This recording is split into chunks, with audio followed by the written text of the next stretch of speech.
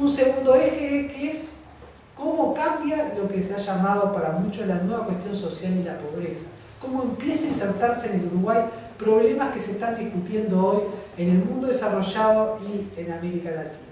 Cómo empiezan a haber distintos ejes y cómo se discuten a partir de nuestra pequeña comunidad local, que a su vez muestra diversidad de enfoque y de disciplina, porque por un lado tenemos trabajos que tienen que ver con temas que ahora son muy cotidianos, pero que en realidad desde el sociólogo Terra empezaba a plantear ya desde fines de la década de 60 cómo los problemas de pobreza incidían sobre las nuevas generaciones y la llamada infantilización de pobreza. En realidad el artículo de Carmen es muy interesante porque retoma ese tema vinculando el tema de la infancia en contexto de vulnerabilidad a los procesos de cronificación de determinados sectores.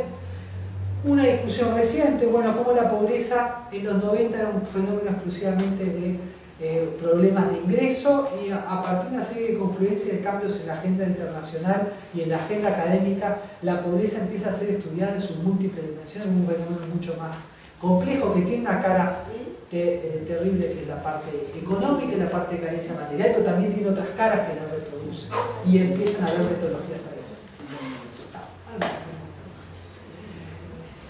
Dos textos que en realidad es uno de un filósofo y otra de una socióloga especialista en teoría, cómo en realidad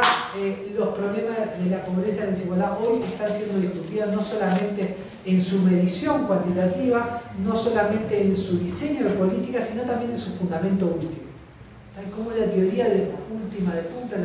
la filosofía económica y la filosofía política están discutiendo el tema de la desigualdad y la equidad. Y ahí hay dos trabajos de Gustavo Pereira y Susana Mayo. Cómo también ha entrado a discutir el tema de la pobreza dentro de la educación. Es un tema de la inclusión y exclusión dentro de la educación. Y a su vez cómo aparece en la cultura no formal, en la cultura de las sociedades de consumo, en la cultura de las sociedades de alta innovación tecnológica y uso de las TICs. Y entonces ahí aparecen dos artículos diferentes, uno de Facultad de Humanidades, cómo aparece a través del consumo, y otro de Soledad Morales, cómo aparece a partir de las políticas sobre la dimensión cultural no formal. Y a su vez un trabajo cotidiano, un debate que viene, cómo aparece el fenómeno que muchos llaman de criminalización de la nueva cuestión social, a partir cómo es que muchas veces en la televisión aparece y por qué aparece la violencia vinculada a los sectores jóvenes en un Uruguay envejecido. Y por último, el último tramo se detiene fuertemente en las políticas, en la política de pobreza, en sus distintos planos. Primero, en una discusión reciente que tiene que ver cómo las políticas de la pobreza, asistencia social, se vinculan al conjunto del resto de políticas sociales del Estado, cómo se diseñan las políticas, qué incidencia tienen los decisores de las políticas, las élites, cómo perciben las élites las que tienen que tomar decisiones, el lugar que le dan a las políticas sociales, cómo se reformulan las políticas de inclusión educativa, cómo en el ámbito tradicional del Estado también empiezan a incorporarse políticas de pobreza, cómo aparecen nuevas formas, por un lado el tema de género y generaciones, y por el otro lado cómo aparecen nuevos actores, cómo las políticas públicas hoy no se diseñan solamente del Estado, sino también en asociaciones con una sociedad civil que cuando aparecen las investigaciones es una sociedad civil mucho más heterogénea de lo que uno cree y por tanto con impactos diferenciales en las políticas. Y por último, la evaluación de las políticas. ¿Qué impacto tienen estas políticas sobre la pobreza y lo último que se llama el programa de transferencia nutricional? No, yo simplemente digo, esto es como el libro que se está por editar, que es producto de esfuerzos de equipos que están trabajando en diferentes lugares de proyectos, ¿no?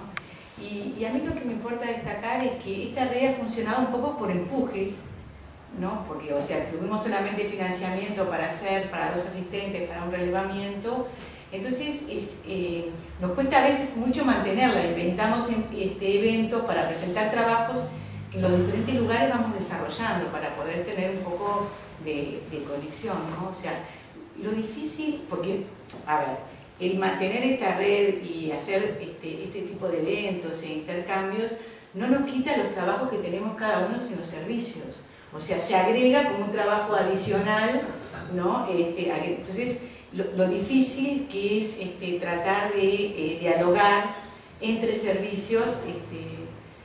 es como un esfuerzo bastante voluntario que hacemos, adicional, digo, sobre todo más que voluntario, adicional, para poder comunicarnos en una universidad que es grande, extensa y fragmentada. Ese era un poco.